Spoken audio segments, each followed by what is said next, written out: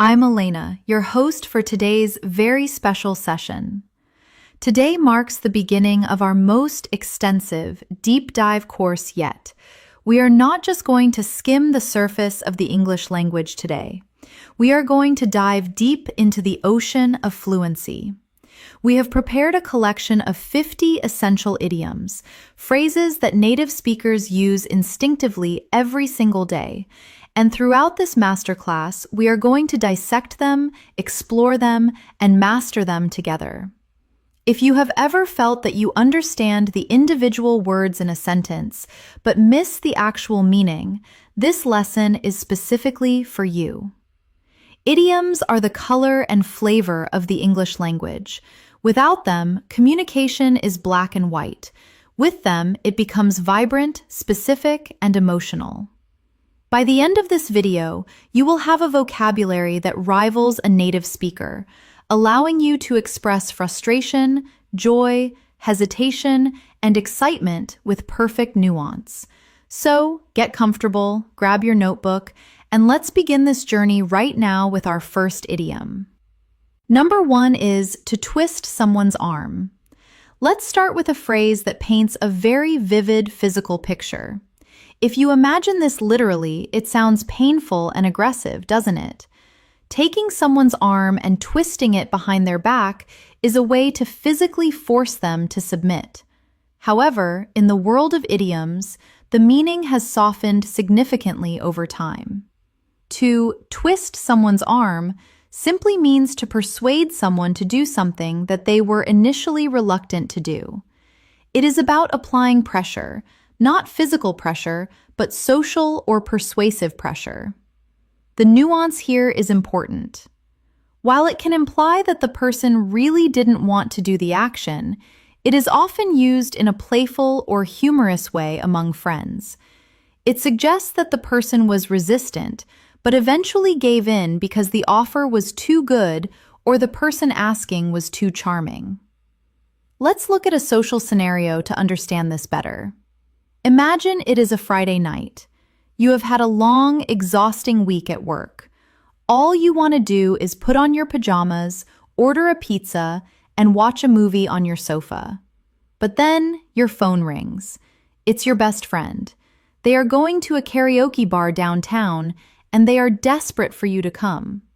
At first you say, "No, absolutely not. I'm too tired." But your friend persists.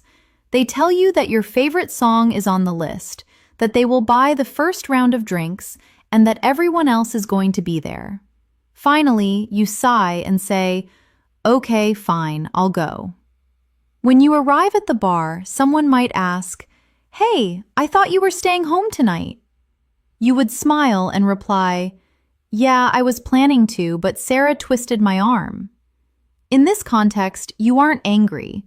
You are acknowledging that Sarah was very persuasive. However, we can also use this in the negative form, which is very polite.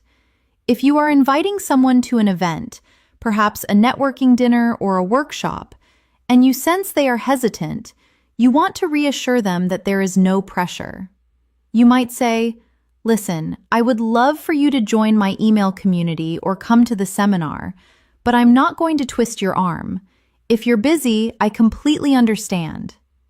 This is a gracious way of saying, "I am inviting you, but I am not forcing you." It gives the other person an easy way to say no without feeling guilty. So, whether you are playfully blaming a friend for dragging you to a party or politely assuring a colleague that a task is optional, twisting someone's arm is the perfect phrase for the art of persuasion. Number 2 is right up your alley.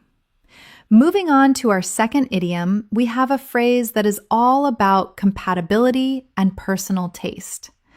When you tell someone that something is right up their alley, you are paying them a compliment. You are saying that you know them well enough to identify exactly what they like, what they are good at, or what fits their personality. The origin of this phrase is debated, but many linguists believe it comes from the world of bowling. In bowling, the alley is the long, narrow lane down which you roll the ball. If the ball goes right up the alley, it is staying on the correct path to hit the pins. It is a perfect shot. Over time, this evolved to mean something that is perfectly suited to a person's abilities or interests. Let's apply this to a few different contexts. First, think about hobbies and entertainment. Imagine you have a friend who is obsessed with solving puzzles and reading mystery novels. They love Sherlock Holmes and Agatha Christie. You just finished watching a new crime drama series on Netflix that is full of complex clues and plot twists. You wouldn't just recommend it, you would emphasize the recommendation. You would say, "You have to watch this show. It is full of mysteries and detectives. It is right up your alley." You are emphasizing that this content was practically made for them. Now, let's look at a professional context. Suppose you are a manager and you have an employee named Mark who loves data analysis and working with spreadsheets, even though his main job is customer service. A new project comes up that involves organizing a massive database of client numbers. This might sound boring to some people, but you know Mark. You could approach him and say, "Mark, we have a new data project that needs a lead. Since you love Excel so much, I thought this would be right up your alley." Here, the idiom acts as a motivator. It acknowledges his unique skills and frames the work as something enjoyable for him specifically. It is also useful to know the negative form, "not really my alley," or "not up my alley." This is a very polite, soft way to reject something. If someone invites you to a heavy metal concert and you prefer classical music, you don't have to say, "I hate that noise." That would be rude. Instead, you can say, "Thanks for the invite, but heavy metal isn't really up my alley." It frames the rejection as a matter of personal taste rather than a criticism of the music itself. Number 3 is under the weather. Our third idiom is a staple of English conversation, particularly when making excuses or discussing health. Simply put, this means feeling sick, ill, or generally unwell. However, there is a specific nuance to this phrase that makes it incredibly useful. Under the weather is usually used for minor ailments. You would use it for a cold, a headache, a stomach ache, or perhaps a hangover. You generally would not use it for a serious, life-threatening condition. If someone has a major disease, saying they are under the weather would sound like an understatement. But for those days when you just feel tired, achy, and low energy, it is the perfect description. The history of this phrase is fascinating and comes from the maritime world, the world of ships and sailors. In the old days, when a sailor was feeling seasick due to a storm, they would go below deck, away from the harsh wind and rain. They were literally going under the weather rail to find protection and stability. Over centuries, this nautical term drifted onto land and became a common way to describe feeling unwell. Let's see how this plays out in real life. Imagine you wake up on a Tuesday morning. Your throat is scratching, your head feels heavy, and you just don't have the energy to face the office. You need to call your boss. You don't want to go into gross details about your symptoms. That is unprofessional. Instead, you pick up the phone and say, "Hello, I won't be able to come in today. I'm feeling a bit under the weather." It is professional, concise, and universally understood. We also use this phrase socially. Perhaps you have plans to go to dinner with friends, but you are exhausted and fighting off a flu. You text them, "So sorry, guys, I have to skip dinner tonight. I'm feeling under the weather." It suggests that while you aren't dying, you certainly aren't in any condition to socialize.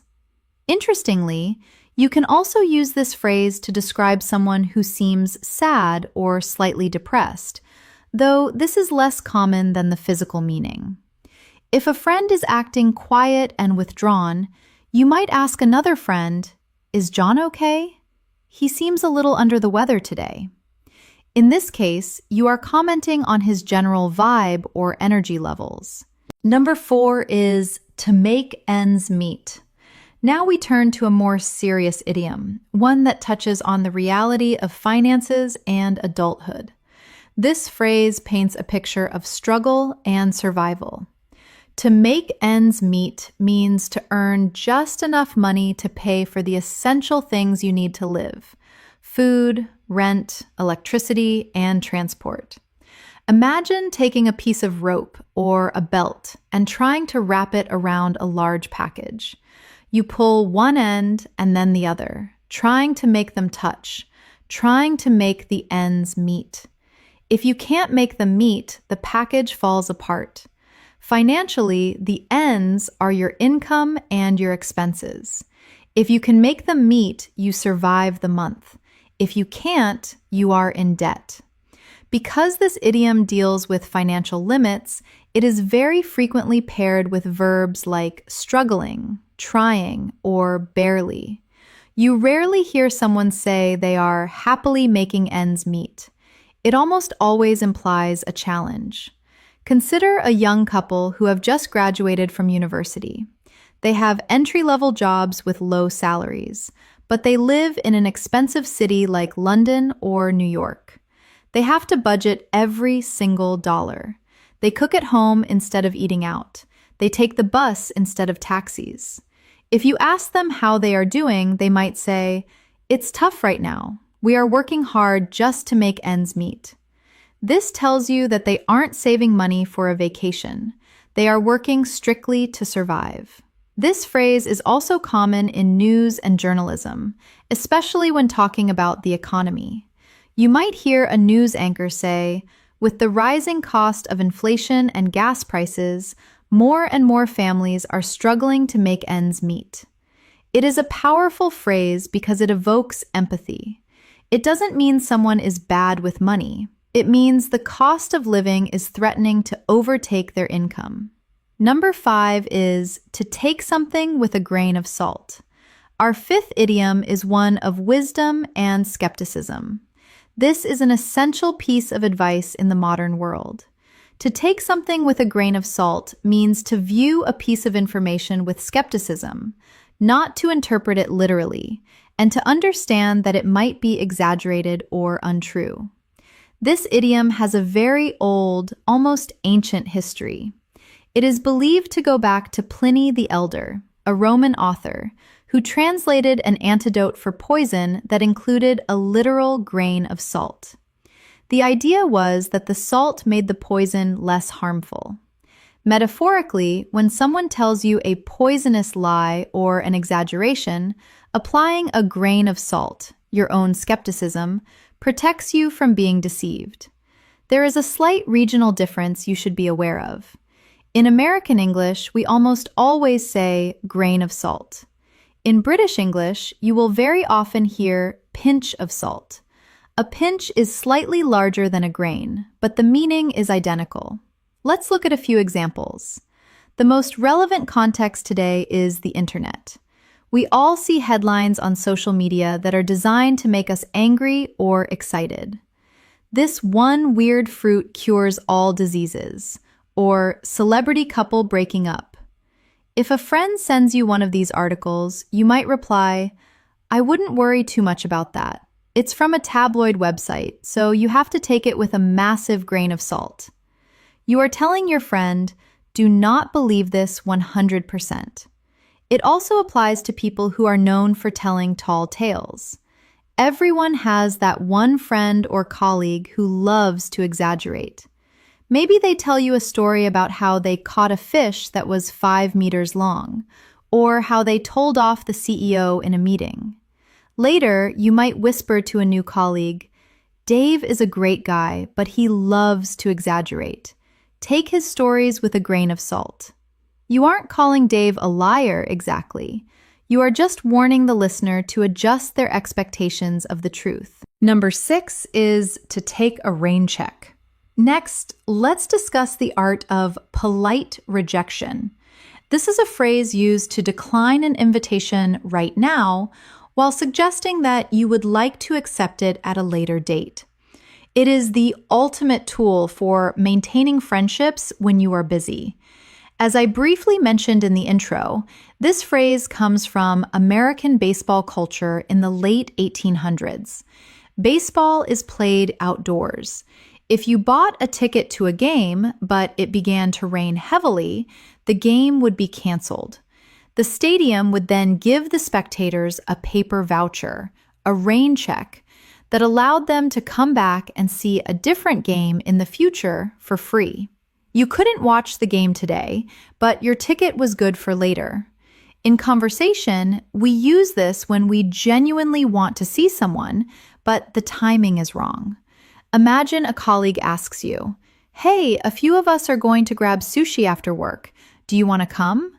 You love sushi, and you like your colleagues, but you have a deadline tomorrow morning and you need to work late. You can't go. Instead of a flat no, you say, "That sounds amazing, but I'm swamped with work. Can I take a rain check?" This communicates, "I want to go, just not today. Please invite me again." However, there is a nuance here to be careful of. Sometimes people use "I'll take a rain check" as a soft no with no intention of rescheduling. It is a way to be nice. If you ask someone on a date and they say, "I'm busy this week, can I take a rain check?" but they don't suggest a new time, they might just be letting you down gently. But usually, especially between friends, it is a sincere promise to reschedule. Number 7 is to play it by ear. If you are the type of person who hates strict schedules and itineraries, this next idiom is for you. To play it by ear means to handle a situation spontaneously without a definitive plan, deciding what to do as you go along based on how things develop. This phrase has its roots in music. A musician who can play by ear doesn't need to read sheet music. They listen to the notes, feel the rhythm, and reproduce the sound instinctively. They are reacting to the music in the moment rather than following a written script. In daily life, this is the idiom of flexibility. Let's imagine you are planning a weekend trip to a new city with your partner. Your partner asks, "Okay, what is the plan? Do we visit the museum at 9 a.m., lunch at 12, and the park at 2? If you want a more relaxed weekend, you might reply, "Let's not make a strict schedule. We don't know if it will be sunny or raining. Let's just get there and play it by ear." You are suggesting that you will decide your actions based on the circumstances of the moment. It is also very useful in crisis management or uncertain situations. Suppose you are organizing an outdoor wedding. The weather forecast says there is a 50% chance of rain. Your planners ask, "Should we set up the tents now?" You might say, "It looks sunny right now. Let's wait a few hours and play it by ear." You are delaying the decision until you have more information. Using this idiom makes you sound relaxed and adaptable. It shows you are comfortable with uncertainty. Number 8 is to wing it. Related to playing it by ear, but distinct in its feeling, is the idiom to wing it. While playing it by ear implies flexibility and reacting to the situation, winging it usually implies a lack of preparation. It means to do something, often a performance, a speech, or a test, without having prepared or studied for it at all. This comes from the theater. In the past, if an actor had to step onto the stage suddenly to replace someone, they might not have learned the lines. They would stand in the wings, the side of the stage hidden from the audience, and quickly try to learn the part, or they would receive prompts from someone standing in the wings. They were performing based on what they got from the wings. They were winging it. In a modern context, winging it can be brave or it can be reckless. Let's say you have a presentation at work on Monday morning. A responsible employee prepares all weekend, but maybe you forgot.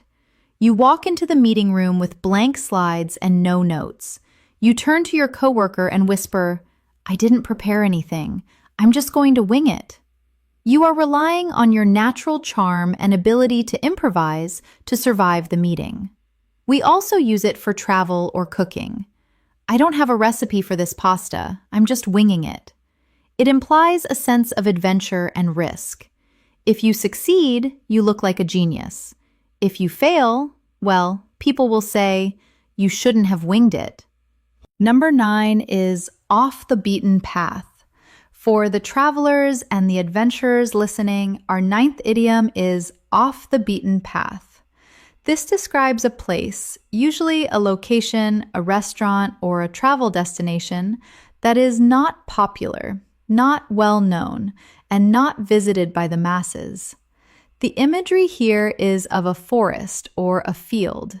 When many people walk the same route day after day, the grass dies and the dirt becomes hard and flat.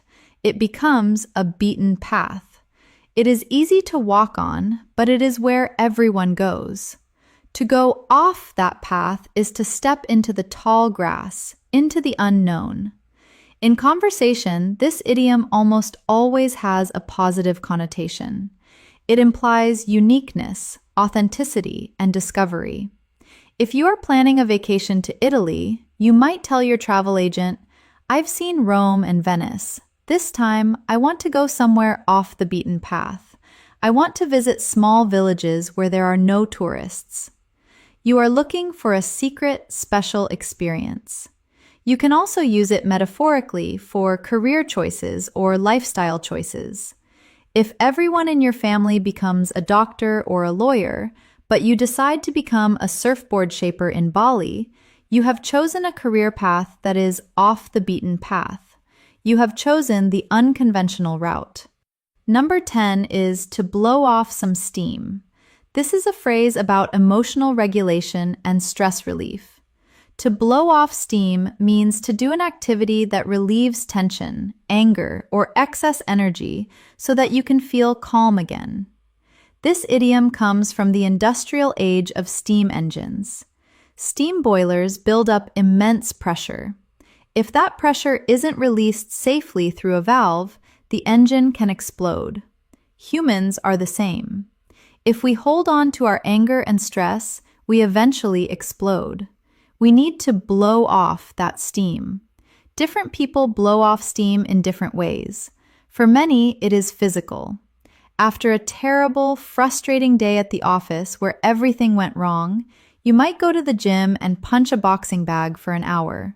You are blowing off steam.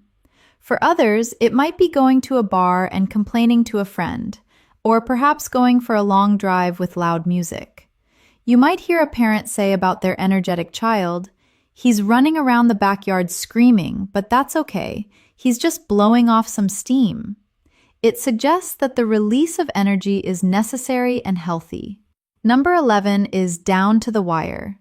Speaking of dealing with high pressure, let's look at a phrase that pulses with adrenaline, down to the wire. When a situation comes down to the wire, it means the outcome is undecided until the very last possible moment. It implies tension, uncertainty, and a race against time. To understand the imagery here, we have to look at the history of horse racing in the 19th century. Before high-speed cameras existed to determine the winner of a race, racetracks would stretch a thin wire across the finish line. As the horses sprinted toward the end, the judges would watch to see which horse's nose crossed under the wire first.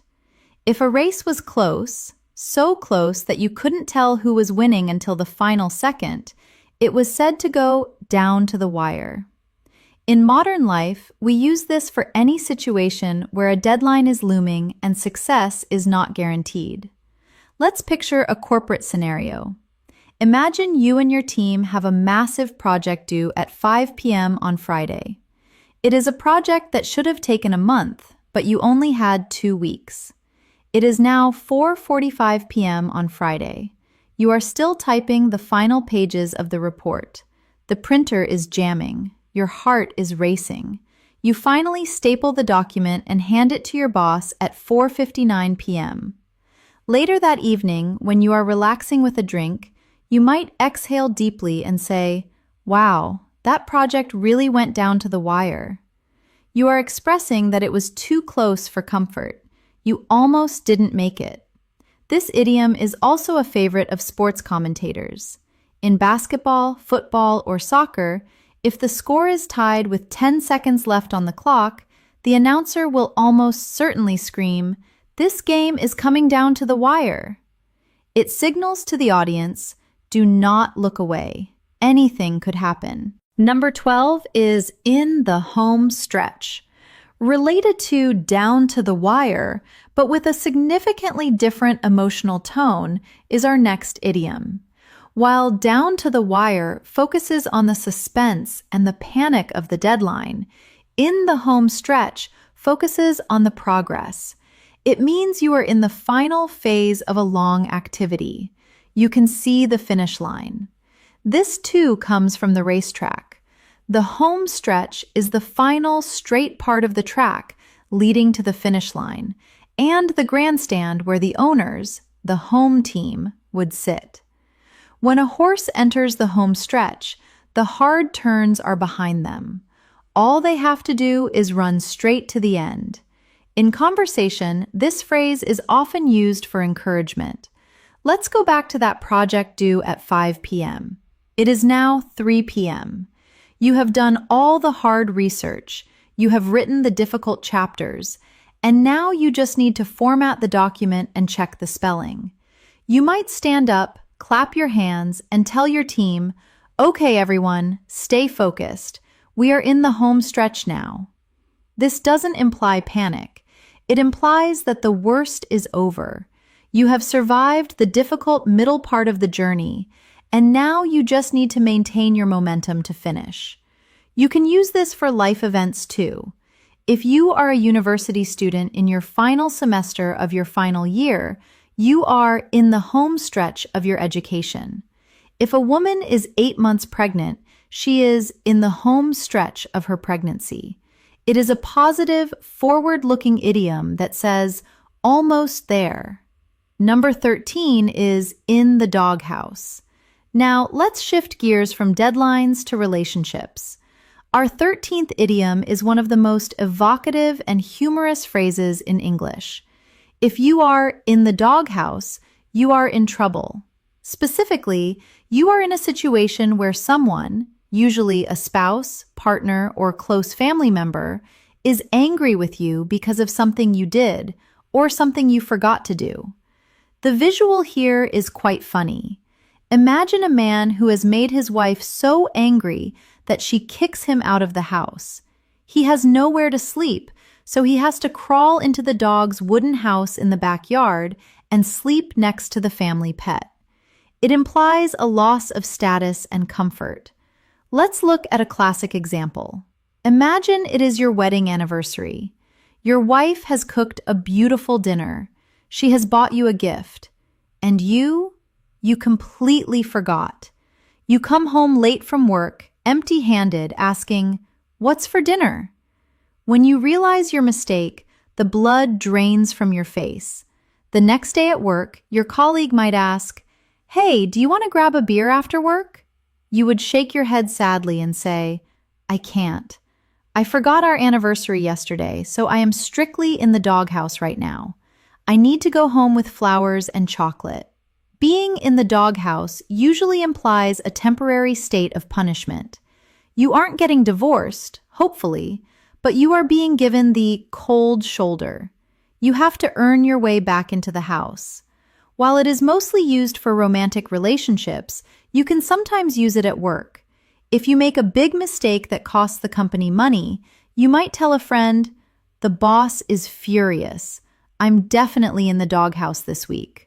Number 14 is at a loss for words. Have you ever been in a situation so shocking, so beautiful, or so confusing that your brain simply stopped working? You opened your mouth to speak, but nothing came out? That feeling is described as being at a loss for words. This idiom is incredibly versatile because it covers the entire spectrum of human emotion. You can be at a loss for words because of immense joy or because of terrible grief. Let's start with the positive. Imagine your partner surprises you with a trip to Paris for your birthday. They hand you the tickets, and you are so overwhelmed with gratitude and excitement that you can't formulate a sentence. You might stutter and say, I don't know what to say. I'm at a loss for words. In this context, it is a massive compliment. It means the gesture was so grand it exceeded the capacity of language. Now, the negative. Imagine you walk into your kitchen and find that your dog has destroyed your sofa. There is stuffing everywhere. The dog is looking at you guiltily. You stare at the mess. You aren't screaming yet. You are just processing the sheer scale of the disaster. You are at a loss for words. It can also be used for stupidity. If someone says something so ignorant or rude that you don't even know how to begin correcting them, you might just shake your head and say, "Honestly, I'm at a loss for words." It is a powerful way to express that a situation has stunned you into silence. Number 15 is in the same boat. Our 15th idiom is one of solidarity and shared struggle. This phrase means that you are in the same difficult or unpleasant situation as someone else. The metaphor is simple but profound. If you are in a small boat in the middle of a stormy ocean, everyone in that boat shares the same fate. If the boat sinks, everyone gets wet. It doesn't matter if you are rich or poor, the captain or the passenger. You are facing the same risk. We use this idiom to build connections with people when things are going wrong. It turns an individual problem into a collective one. For example, imagine a company announces that nobody will get a bonus this year because profits are down. You are upset. You go to the break room and see your manager looking sad. You might think he is safe because he is a manager, but he looks at you and says, "I didn't get a bonus either." We are all in the same boat. This creates a bond. It says, "I understand your pain because I am feeling it too." It is also used for complaining about external factors, like the weather or the economy. If you are waiting for a bus in the pouring rain and another person is standing next to you shivering, you might smile at them and say, "Well, at least we're in the same boat." It is a small way to make a difficult situation feel a little less lonely. Number 16 is to pick up the tab. Now, let's talk about money and social manners. Our next idiom means to pay the bill for something, usually a meal or drinks at a restaurant or bar. The word tab is short for tablet. Centuries ago, if you bought drinks on credit at a tavern, the innkeeper would write your debt on a tablet or a piece of paper. This was your tab. To pick it up meant to take responsibility for that debt and pay it. Today, this phrase is the cornerstone of generosity in social dining. There is often a little dance that happens at the end of a dinner with friends. The waiter brings the bill, the check. You reach for it. Your friend reaches for it. You say, No, put your wallet away. I'm picking up the tab tonight." Using this phrase makes you sound generous and commanding. It is a very polite way to treat someone. It is slightly more casual than saying, "I will pay the bill." However, be careful of the context. If you say, "I'll pick up the tab" on a business lunch, it is a professional gesture. If you are out with a very large group of 20 people, offering to pick up the tab might be a very expensive mistake. You might also hear the phrase running a tab. This means you are at a bar, and instead of paying for every drink individually, you give the bartender your credit card and say, "Keep it open, I'm running a tab." At the end of the night, you close the tab and pay the total. Number 17 is to bend over backwards. Have you ever tried to physically bend your body backwards? Unless you are a gymnast or a yoga master, it is incredibly difficult, uncomfortable, and potentially painful. This physical impossibility gives us our next idiom, to bend over backwards. This means to try extremely hard to help or please someone, often to the point of inconvenience or discomfort for yourself. It implies making a superhuman effort to accommodate someone else's needs. Often, we use this phrase when we feel that our hard work is not being appreciated. It conveys a sense of frustration. Let's picture a scenario. You are a customer service agent. A client calls with a very complicated problem. You stay on the phone for 2 hours. You call 3 different departments. You even stay late at work to fix their issue. The next day, the client calls back and complains that you didn't do enough. You would be justifiably angry. You might tell your boss, "I don't understand why they are complaining. I bent over backwards to help them." The visual image of bending backwards highlights just how much you distorted your own life to assist them. However, it can also be used positively to describe good service. That hotel is amazing. The staff really bend over backwards to make sure you are comfortable. In this case, it is high praise for their dedication. Number 18 is behind the 8 ball.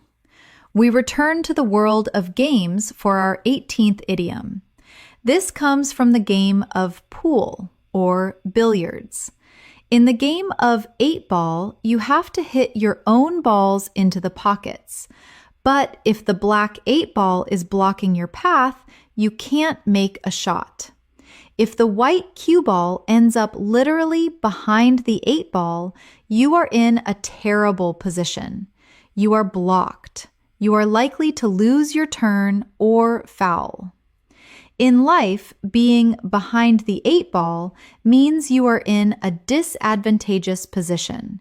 You are stuck. You are facing a difficult situation where your options are limited, and failure is likely unless you pull off a miracle. This is very common in business and project management. Imagine you are launching a new product. Competitors have already released similar products. Your budget has been cut, and your main engineer just quit. You are starting from a position of weakness. You would say, "We are really behind the 8 ball on this launch. We have a lot of catching up to do." It implies that you aren't just starting from zero. You are starting from negative. You have obstacles in your way before you can even begin to make progress. It is a phrase of realism. It acknowledges that the odds are stacked against you. Number 19 is elbow grease. Our 19th idiom is a fun one that sounds a bit gross if you take it literally. Imagine you are scrubbing a dirty pan in the sink. It has burnt food stuck to the bottom. You scrub gently, but nothing happens. To get it clean, you have to lean forward, stiffen your arm, and scrub hard. Your elbow moves back and forth rapidly. Elbow grease simply means hard physical effort, usually involving cleaning, scrubbing, or polishing. It is a humorous way of saying sweat or muscle power. There is a classic joke associated with this. Often, a father might send his young child to the hardware store and say, "Go ask the shopkeeper for a bottle of elbow grease." The child goes to the store and asks, and everyone laughs because elbow grease isn't a product you can buy in a bottle. It comes from inside you. It is the effort. So, if you are helping a friend move house and they are struggling to lift a heavy sofa, you might say, "Come on, put a little elbow grease into it." Or if you are trying to remove a stain from a carpet, you might say, "This stain is stubborn. It's going to take a lot of elbow grease to get this out." While it is mostly physical, you can occasionally use it for mental tasks that are tedious and repetitive, like checking thousands of lines of code. It's not difficult work, it just requires a bit of elbow grease. Number 20 is head in the clouds. This is an idiom for the dreamers. If someone has their head in the clouds, they are not paying attention to the reality around them. They are daydreaming, fantasizing, or thinking about unrealistic ideas. They are mentally floating in the sky while their body is on the ground. Depending on the context, this can be an affectionate description or a harsh criticism. In a romantic or creative sense, it can be sweet. She's an artist. She always has her head in the clouds, thinking about her next painting. Here, it implies imagination and creativity. But in a business or practical setting, it is negative. It implies that the person is not grounded, not practical, and not focused. Imagine you are in a meeting discussing the budget for next year. Everyone is worried about cutting costs. Then, one colleague suggests, "Why don't we buy a private jet for the company?" You would look at them and think, he has his head in the clouds. He is completely disconnected from the reality of the situation. But while some people have their heads in the clouds, true friends stay grounded with you, which leads us to our next expression of loyalty. Number 21 is through thick and thin. If you say that you will stay with someone through thick and thin, you are making a promise. You are saying that you will support them no matter what happens, during the good times and the bad times, during prosperity and poverty. The origin of this phrase dates back to the days of Old England, referring to traveling through the countryside. When you traveled, you would encounter thick forests or thick mud where it was hard to walk, and thin open spaces where travel was easy. To stay with your traveling companion through thick and thin meant you wouldn't abandon them when the forest got dark or the mud got deep. In modern conversation, this is the ultimate definition of a strong relationship. You will often hear this at weddings or anniversary parties. A husband might raise a glass and say to his wife, "We have been together for 30 years, through thick and thin." He acknowledges that life hasn't always been easy, but their bond has survived it all. But it isn't just for romance. It applies to friendship and business too. Imagine you have a business partner. Your company almost went bankrupt last year, but you fought to save it, and now you are successful. You might tell a client, "My partner and I have been through thick and thin. I trust him with my life." Conversely, if someone leaves you the moment life gets difficult, you might call them a fair weather friend, someone who is only there when the weather is good, which is the exact opposite of someone who is there through thick and thin. Number 22 is to get your ducks in a row. Our 22nd idiom is one for the organizers and the planners. This phrase means to organize your affairs, prepare thoroughly, and handle all the small details before embarking on a new project or activity. There are a few theories about where this comes from. Some say it comes from nature, observing a mother duck leading her ducklings across a pond. If the ducklings are scattered, they are vulnerable to predators. They need to be in a straight line, a row, to move safely and efficiently. Others say it comes from carnival shooting games, where mechanical ducks move in a row and you have to shoot them down. Regardless of the origin, the meaning is clear. Preparation prevents failure. Let's apply this to a professional setting. Imagine you are about to launch a new website for your business. Before you press the launch button, you need to check the spelling, test the links, set up the payment processing, and alert your marketing team. You can't just do it randomly. You would tell your team, "We are launching on Monday, so let's use this week to get our ducks in a row. I don't want any surprises." It is also very common in legal or financial contexts. If you are buying a house, there is a mountain of paperwork to sign. Your lawyer might tell you, before we make an offer on the house, you need to get your ducks in a row regarding your bank loan and your tax documents. Using this phrase shows that you are a responsible, methodical person who values order. Number 23 is all ears. Have you ever been so eager to hear a story that you felt like your entire body turned into one giant listening device? That is the feeling behind our next idiom, to be all ears. To be all ears means you are listening intently, eagerly, and with your full attention. It implies curiosity and excitement. The visual imagery is quite funny. Imagine a donkey or a rabbit perking up its large ears to catch every sound. This is often used as a standalone response. Imagine your friend comes running up to you and says, "You will never guess what happened to me last night. I have the most crazy story to tell you."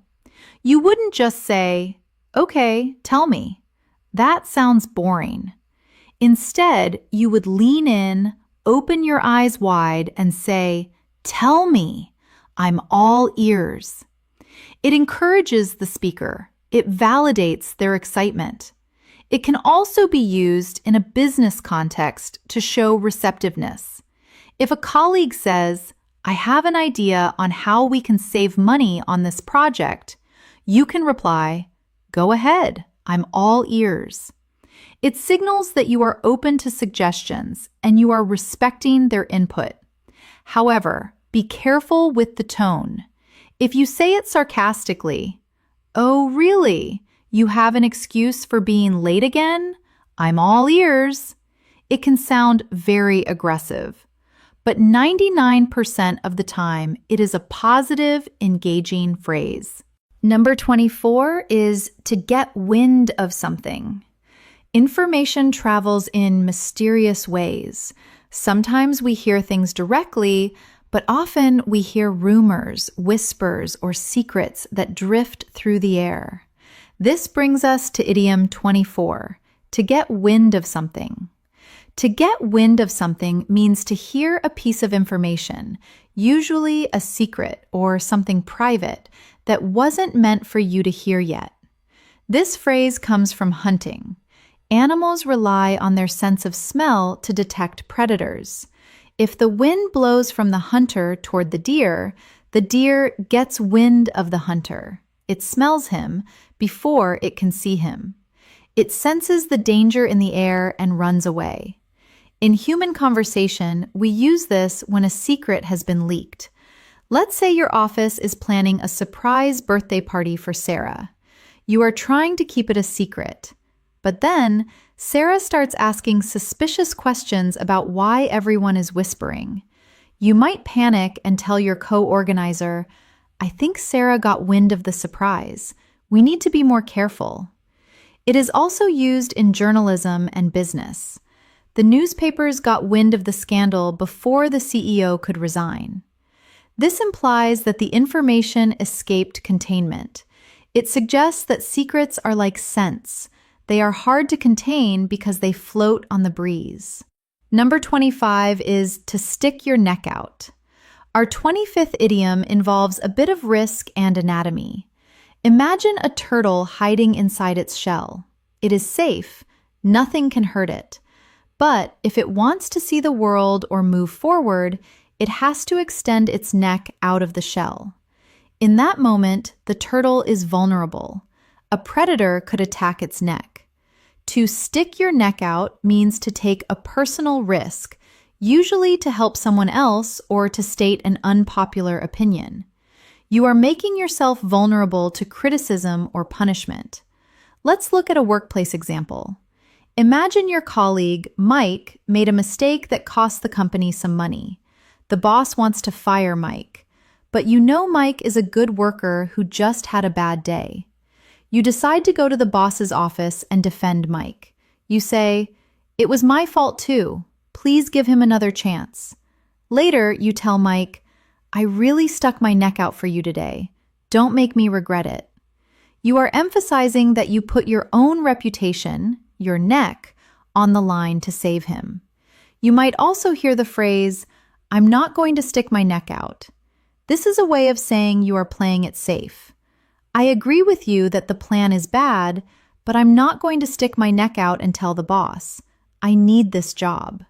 Number 26 is out of the loop. In the modern world, information is power. Being included in the flow of information is essential. This brings us to the pair of idioms, in the loop and out of the loop. If you are in the loop, you are informed. You know the updates, the decisions, and the gossip. If you are out of the loop, you are uninformed. You are excluded from the decision-making circle. This likely comes from feedback loops in electrical engineering or command loops in military structures. If a signal isn't part of the loop, it doesn't get processed. Let's imagine you go on vacation for 2 weeks.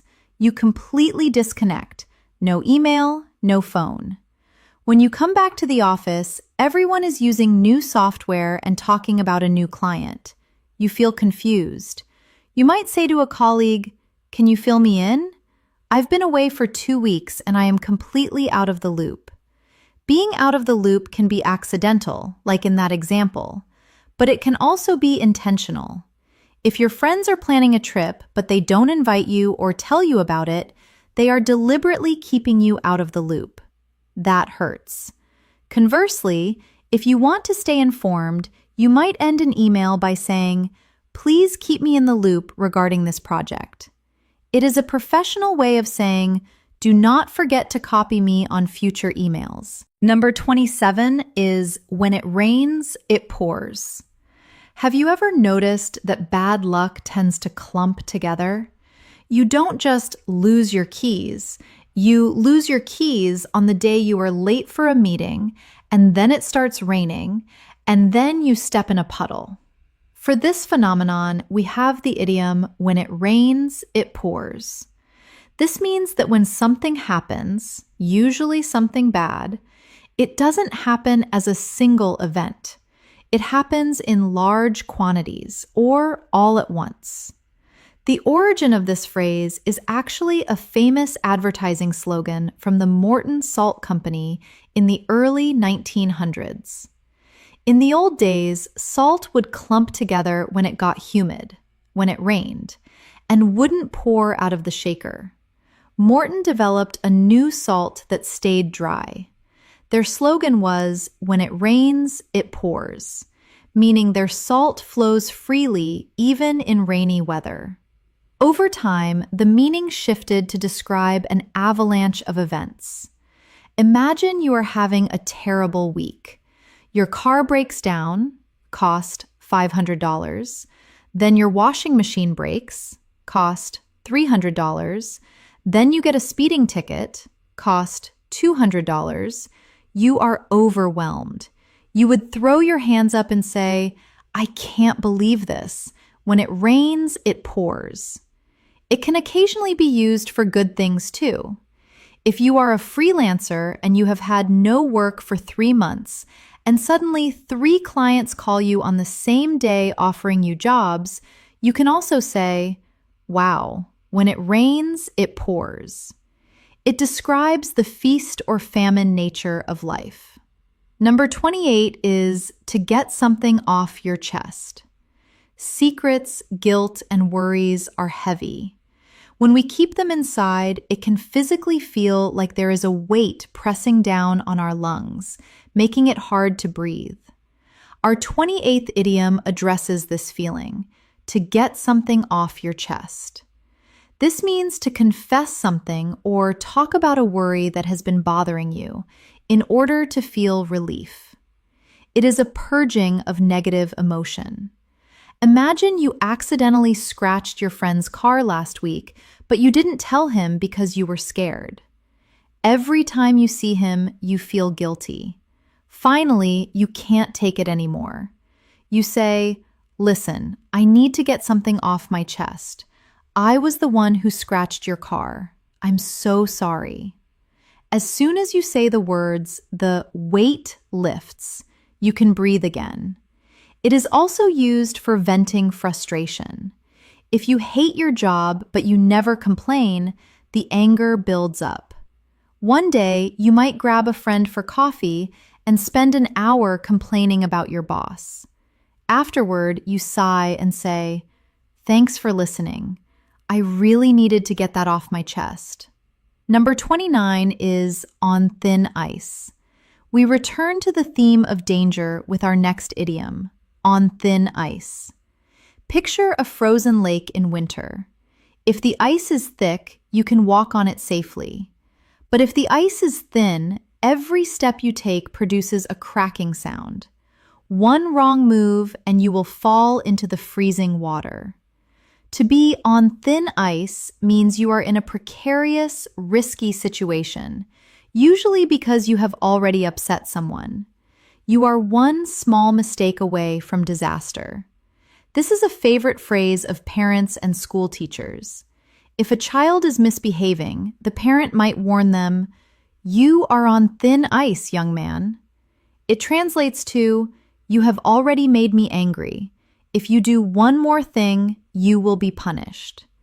In the workplace, it refers to job security.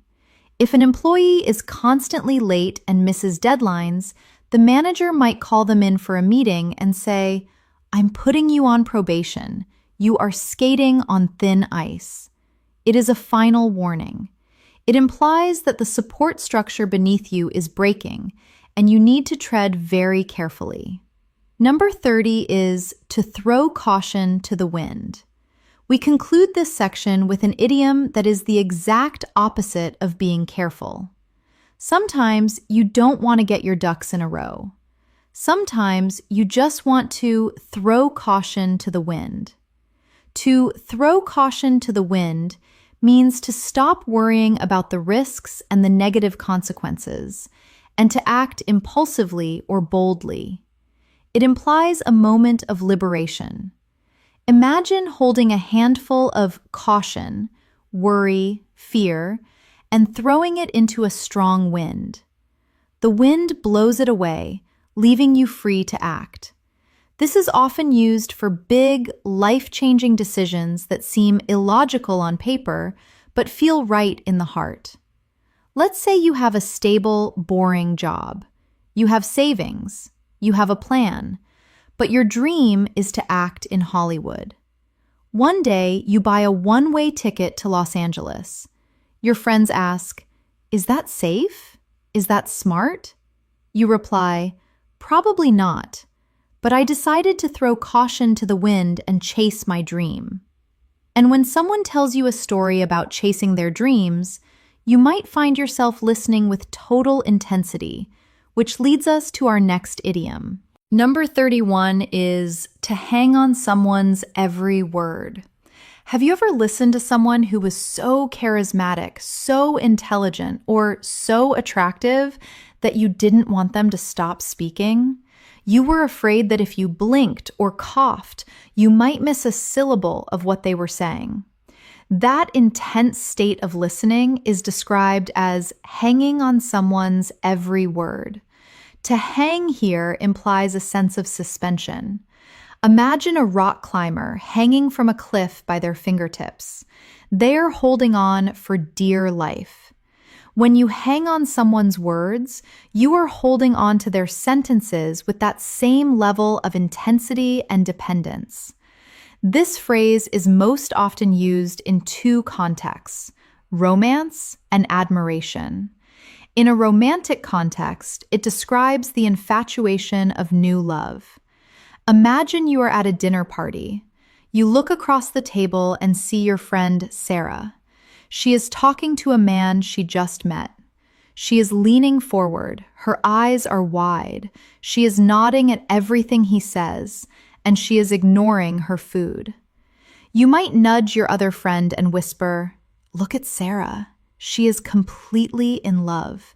She is hanging on his every word."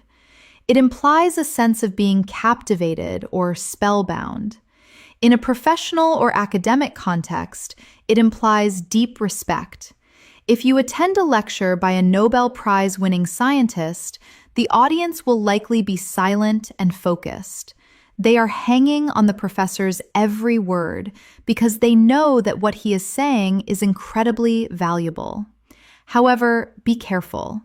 If you hang on everyone's every word, you might be seen as naive or easily manipulated. But generally, it is a beautiful way to describe total engagement. Number 32 is mum's the word. From listening to speaking, or rather not speaking, we move to idiom 32, mum's the word. This is a playful and very traditional way of saying, keep this a secret, or I promise to stay silent. The history of this word is fascinating. Mum is not referring to your mother. It comes from the Middle English word mum, which represents the sound you make when you try to speak with your lips pressed tightly together. You physically cannot articulate words when your lips are sealed. This is also where we get the word mumble and mime. So when you say mum's the word, you are literally saying the password is silence. We use this when we are conspiring with someone. Let's say you and your brother are planning a surprise anniversary party for your parents. You have booked the restaurant and invited the guests, but your parents have no idea. As you finish your planning meeting, you look at your brother and say, okay, remember, don't say anything to mom or dad. Mum's the word. It is often used as a standalone phrase to confirm a pact of secrecy. If your colleague tells you, I'm looking for a new job, but please don't tell the boss, you can zip your lips with your fingers and reply, don't worry, mum's the word. It sounds much more colorful and friendly than simply saying, I won't tell. Number 33 is to put a pin in it. In the busy world of business and meetings, conversations often go off track. People start talking about lunch or a different project or the weekend. When you need to stop a conversation but promise to return to it later, you use the idiom to put a pin in it. This phrase likely comes from the world of sewing or map making.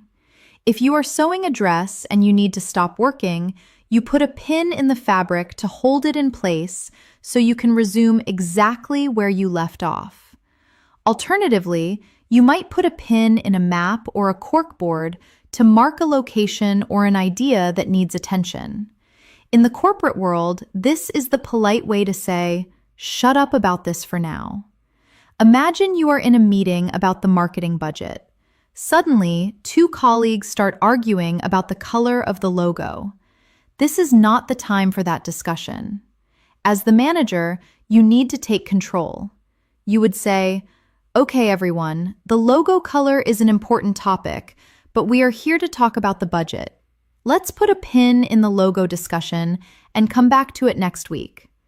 It is a fantastic phrase because it validates the other person's topic. You aren't saying their idea is bad or that you never want to hear it. You are saying, we will hold this thought safely right here with a pin and return to it. It makes you sound organized and focused. Number 34 is to ring a bell. Have you ever seen a face you recognize or heard a name that sounds familiar, but you just can't remember exactly who it is or where you know them from? That vague sensation of familiarity is described by the idiom to ring a bell. If something rings a bell, it stimulates a distant memory. It doesn't mean you have the full picture. It just means a connection has been made in your brain. There are many theories about the origin. Some say it relates to Pavlov's dogs salivating at the sound of a bell. Others say it relates to early carnival games where you hit a target to ring a bell. But the meaning is universally understood as a trigger for memory. This is incredibly useful in social situations where you are unsure. Imagine someone asks, "Do you know a man named Gary Robinson?" You don't want to say yes because you aren't sure, but you don't want to say no because the name sounds familiar. So you say, Gary Robinson? The name rings a bell, but I can't place him. Did he work in accounting? You can also use it in the negative to express total ignorance. If the police show you a picture of a suspect and ask if you have seen him, you might look closely and say, Sorry, officer, it doesn't ring a bell. This means the face triggers zero memory in your mind. Number 35 is off the hook. Our 35th idiom brings a sense of immense relief, off the hook. This phrase has two slightly different meanings depending on the context, but both relate to escaping a difficult situation. The metaphor comes from fishing. Imagine a fish that has bitten the bait and is caught on the hook. It is in trouble. It is about to be dinner. But then it wiggles and twists until, snap, it falls off the hook and swims away free. In life, being off the hook means you are no longer responsible or no longer in trouble. Meaning 1, escaping an obligation. Imagine you promise to help your friend move house on Saturday. You are dreading it. Moving furniture is heavy and boring. Then, your friend calls you on Friday and says, Hey, my brother is coming with his truck, so I don't need your help anymore. You hang up the phone and smile. You tell your partner, I'm off the hook. I don't have to move furniture tomorrow. You have been freed from the obligation. Meaning 2, escaping blame. Imagine something breaks at work and everyone thinks it was your fault. You are worried you might get fired. Then, the IT department checks the logs and realizes it was actually a software glitch, not human error. Your boss tells you, it wasn't your fault. You are now off the hook. You are no longer the suspect. Number 36 is to pay through the nose. Nobody likes to lose money, but it is especially painful when we feel we are being charged too much. When you pay an exorbitant, unfair, or extremely high price for something, you are paying through the nose. The origin of this phrase is quite gruesome and dates back to the 9th century and the Vikings. It is said that when the Danes conquered Ireland, they imposed a heavy tax on the population. If an Irish person could not pay the tax, the Vikings would punish them by slitting or cutting their nose. So, you either paid the money or you paid through the nose in blood. Thankfully, today we only use it metaphorically, but the phrase still carries that sense of pain and resentment. We use this often for things like travel, repairs, and luxury goods. Imagine you wait until the day before Christmas to buy your flight ticket home. The prices are triple the normal rate. You buy it because you have to, but you complain to your friends, I got a ticket, but I had to pay through the nose for it. Or, imagine your car breaks down in the middle of nowhere. There is only one mechanic. He knows he is the only option, so he charges you $1,000 for a simple repair. You have no choice. You pay through the nose. It implies that the value you received was not worth the money you spent. Number 37 is to bite the bullet. Sometimes in life, we have to do things that are unpleasant, painful, or scary, but they are unavoidable. We can delay them, but eventually we just have to do them. When you finally force yourself to face the unpleasant task, you bite the bullet. This idiom comes from military history, before the invention of effective anesthesia. If a soldier was wounded on the battlefield and needed surgery, perhaps to remove a bullet or amputate a limb, there was no morphine to dull the pain. The doctor would give the soldier a lead bullet to bite down on. Clamping their teeth on the soft lead gave them something to focus on, and stopped them from screaming or biting their tongue during the agony. Today, we use this for psychological pain or annoyance rather than physical surgery. Let's say you have a toothache. You hate the dentist. You are terrified of the drill. You wait 3 weeks, but the pain gets worse. Finally, you realize you have no choice. You pick up the phone and say, "Okay, I'm going to bite the bullet and make an appointment."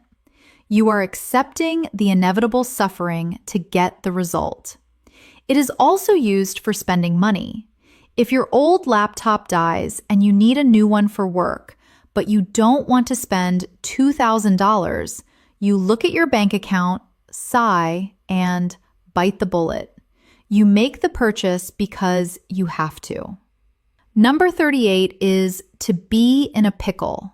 If you are in a pickle, you are in a difficult situation, but it isn't usually a tragic or life-threatening situation. It is usually a messy, complicated, or slightly embarrassing dilemma. The phrase has been around for centuries. Shakespeare even used it in The Tempest. The idea is that a pickle is a vegetable that has been soaked in vinegar and spices. It is mixed up and preserved in a sour liquid.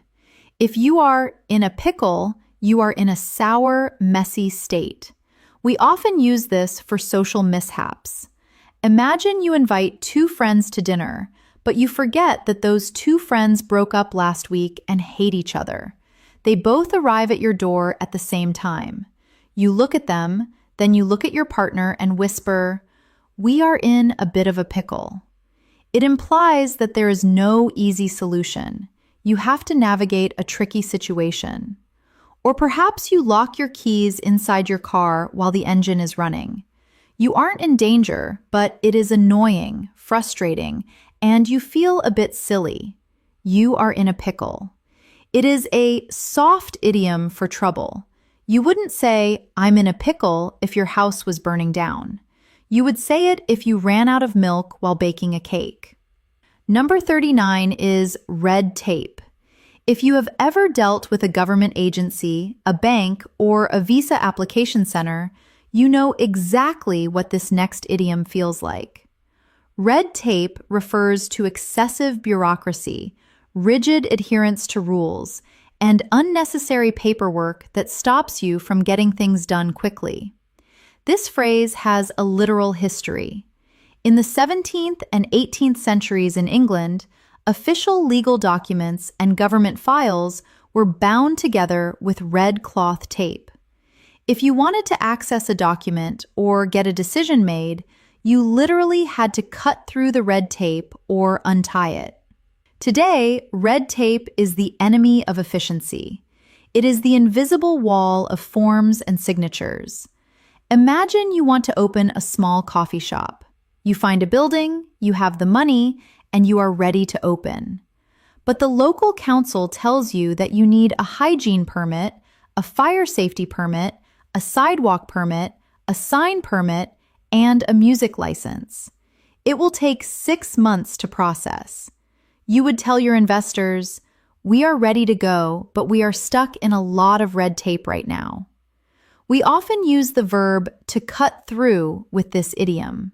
A politician might promise, "If you elect me, I will cut through the red tape and make it easier to start a business." Number 40 is hindsight is 20/20. This is a phrase of wisdom and regret. This idiom relies on the American system of measuring eyesight.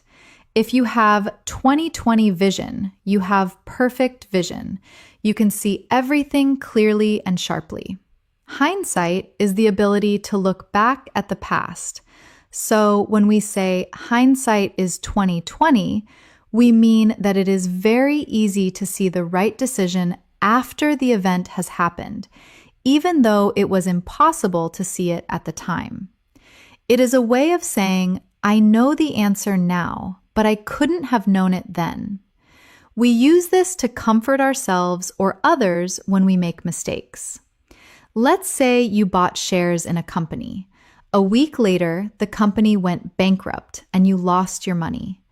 You might beat yourself up saying, "I was so stupid. I shouldn't have bought that stock." Your friend might comfort you by saying, "Don't be so hard on yourself. Nobody knew they were going to go bankrupt. Hindsight is 2020. It acknowledges that the past is always clear, but the future is always foggy."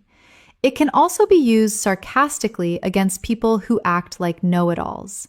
If you make a mistake and someone says, "Well, you should have done X instead of Y," you can reply, "Yes, well, hindsight is 2020. It means, "Thanks for the advice, but it's useless to me now."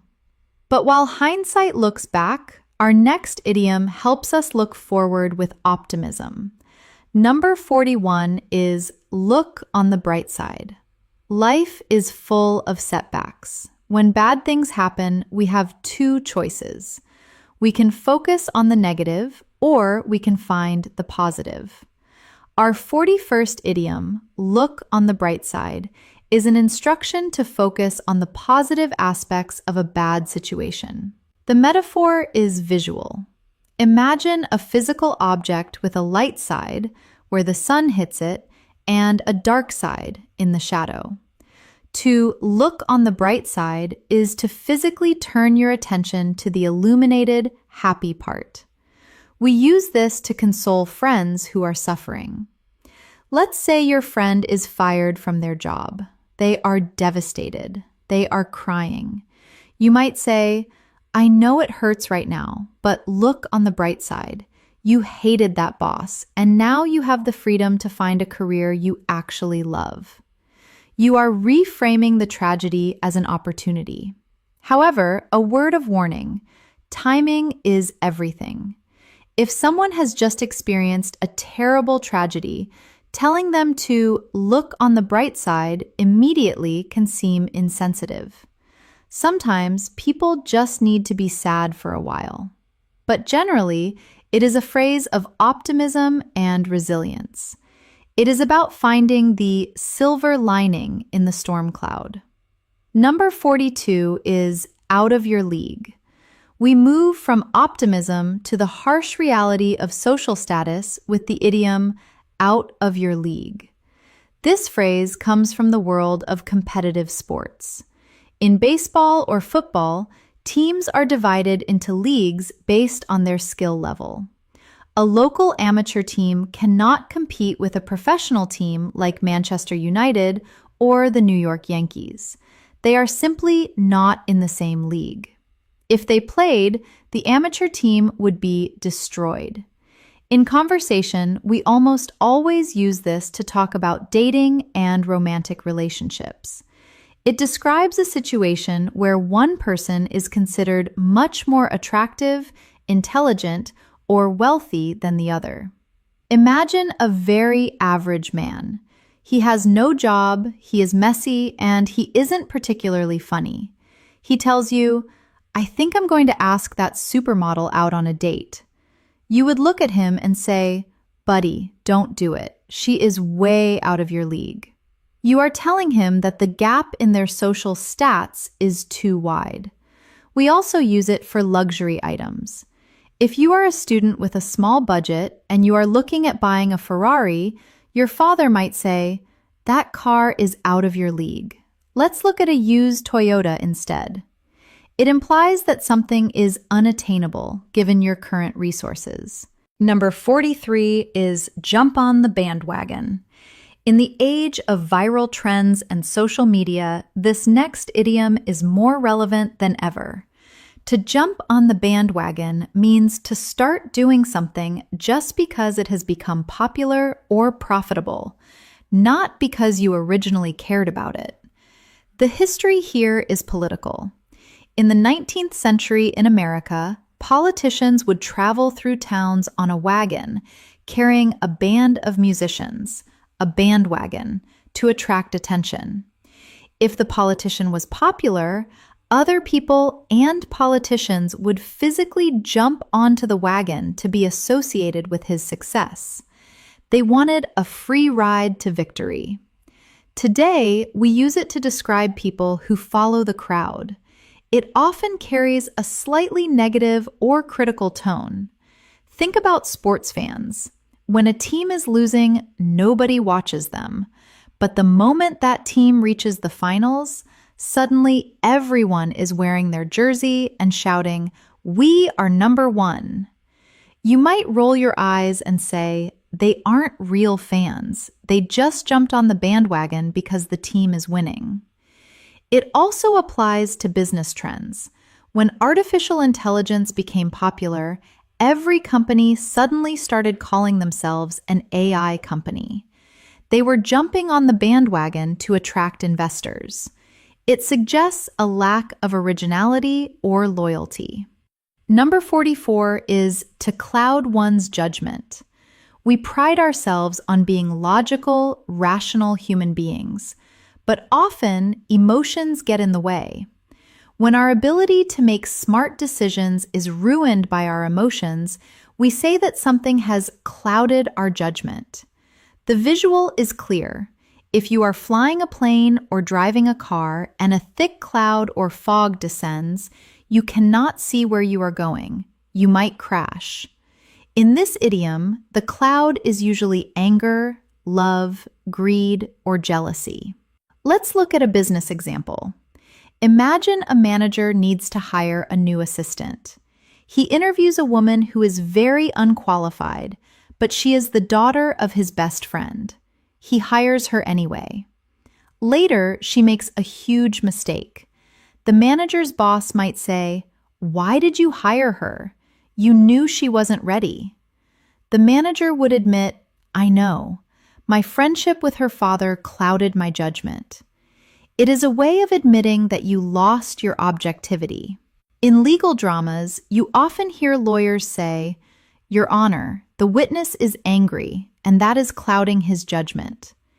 It implies that the person is not a reliable source of truth because their vision is obscured by their feelings. Number 45 is Monday morning quarterback. This is a distinctly American idiom, but it is used globally in business contexts. A Monday morning quarterback is someone who criticizes and judges a situation after it has already happened, claiming they would have done it better. In American football, games are played on Sundays. The quarterback is the leader of the team who decides the plays. On Sunday, the quarterback has to make split-second decisions under immense pressure. On Monday morning, fans sit in their offices and say, "Why did he throw the ball there? That was stupid. I would have run the ball." It is easy to be right when you aren't on the field. In the office, imagine you lead a project that fails. During the project, nobody offered to help. But after it fails, a colleague says, "Well, obviously you should have used a different software. I knew that would happen." You would reply, "Stop being a Monday morning quarterback. It's easy to criticize now that it's over." It is a phrase used to shut down unhelpful retrospective criticism. Number 46 is to weather the storm. Our 46th idiom returns us to the sea. To weather the storm means to endure a dangerous or difficult situation without being destroyed, and to survive until things get better. When a ship is caught in a hurricane, it cannot turn back. It cannot stop. It has to endure. It has to stay afloat until the clouds clear. We use this for long-term difficulties. The most common context is economic. During a recession, sales drop and businesses close. A CEO might give a speech to his employees saying, "This year will be hard. We won't get bonuses. But if we work together, we can weather the storm and come out stronger next year." It is also used for personal scandals or crises.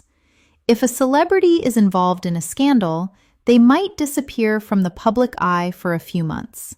They are weathering the storm, waiting for the public to forget and the anger to fade away so they can return to their career. Number 47 is raining cats and dogs.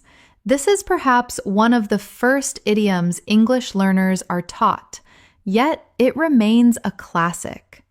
It is raining cats and dogs simply means it is raining incredibly heavily. The origin of this phrase is debated by historians. Some say it comes from Norse mythology, where cats symbolized heavy rain and dogs symbolized wind. Others say that in Old England, when houses had thatched straw roofs, pets would sleep in the straw. When it rained hard, the straw would get slippery, and the animals would slip and fall off the roof, so it looked like it was raining cats and dogs. While native speakers don't use this every single time it rains, it is still very common for emphasis during a storm. Imagine you are looking out the window. The sky is black. The rain is hitting the pavement so hard it bounces. You turn to your partner and say, "We definitely can't go for a walk today. It is raining cats and dogs out there." Just a quick pronunciation tip. We never switch the order. We never say raining dogs and cats. It must be cats and dogs. Number 48 is to pull some strings. If you need a favor that is difficult to get through official channels, you might need to pull some strings. This means to use your secret influence, connections, or power to get something done. The image is of a puppet master, a puppeteer, standing above a stage. The audience sees the puppet moving, but they don't see the strings. The puppet master pulls a string, and the puppet raises its hand. In real life, this is about networking and influence. Let's say your son wants an internship at a prestigious law firm, but thousands of people apply. However, you went to university with the owner of the firm. You might tell your son, "Apply online like everyone else, but I will call my old friend and pull some strings for you." You are using your invisible connection to make things happen. It usually implies bypassing the rules slightly, but not necessarily illegally, just using the old boys club or your social network to get an advantage. Number 49 is ballpark figure. When we discuss numbers, money, time, or quantity, we often don't know the exact amount. We just need a rough estimate. For this, we ask for a ballpark figure. This comes from baseball, again. A baseball stadium, a ballpark, is an enclosed space. If a ball is hit anywhere inside the stadium, it is in the ballpark. It is within the boundaries. If it is hit out of the stadium, it is gone. So, a ballpark figure is a number that is within the boundaries of reality. It might not be perfect, but it is close enough to be useful. Imagine you ask a contractor how much it will cost to renovate your kitchen. He says, "Well, I need to measure the cabinets and check the plumbing." You interrupt him and say, "I know you can't be exact yet. Just give me a ballpark figure. Are we talking $5,000 or $50,000? You are asking for a range so you can decide if you can afford it. You can also use the phrase "in the ballpark" to mean close. If you guess that a house costs $500,000 and the real price is $510,000, the real estate agent might say, "You are definitely in the ballpark." Number 50 is to toe the line. And finally, we arrive at idiom number 50. This is a phrase about discipline and conformity, to toe the line. Note the spelling here. It is T-O-E, like the toes on your feet, not T-O-W, like a truck. To toe the line means to follow the rules strictly, to obey authority, and to do exactly what is expected of you without causing trouble. The origin is likely from the military or school. When soldiers or students had to line up for inspection, they had to put the tips of their boots, their toes, exactly on a line painted on the floor. If your toe was over the line, you were out of order. In the corporate world, this is often used when there is a new, strict management. The new CEO is very strict. If you want to keep your job, you need to toe the line. It implies suppressing your own rebellious nature to fit in with the group standard. And now, a bonus idiom, to hit someone up. As a little thank you for finishing this entire masterclass, I want to give you a very modern, very common slang phrase. This doesn't mean physical violence. To hit someone up simply means to contact them, usually by text message or phone call. You might say to a new friend, "I'm free this weekend. Hit me up if you want to grab a coffee." Or, "I'm going to hit up Dave to see if he has an extra ticket for the concert." It is casual, cool, and very frequently used by younger generations. And there you have it, 51 essential English idioms. We have journeyed from twisting arms to towing the line. We have looked at red tape, white elephants, black sheep, and silver linings. You have now completed the ultimate idiom masterclass. But remember, passive listening is not enough. To truly master these, you must use them.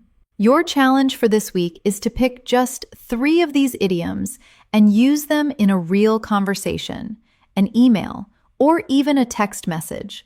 Language is a living thing. It lives in the stories we tell and the phrases we choose. By using these idioms, you are breathing life into your English. Thank you so much for joining me on this long journey. I'm Elena, and this has been Speak Lift.